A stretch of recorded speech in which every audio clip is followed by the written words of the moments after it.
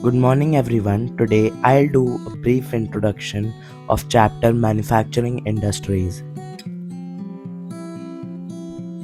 Production of goods in large quantities after processing from raw materials to more valuable products is called manufacturing. Manufacturing industries fall in the secondary sector. The economic strength of the country is measured by the development of manufacturing industries. Now let's know the importance of manufacturing.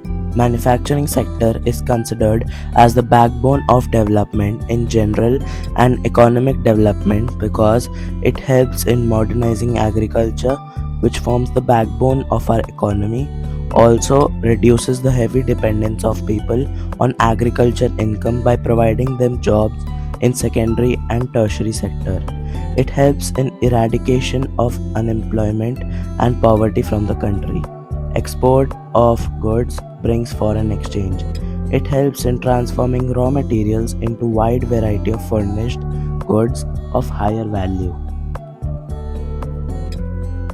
Now let us see how agriculture and industries are dependent on each other. Industries gives a major boost to agriculture by raising its productivity by providing their tools and products such as fertilizers, etc.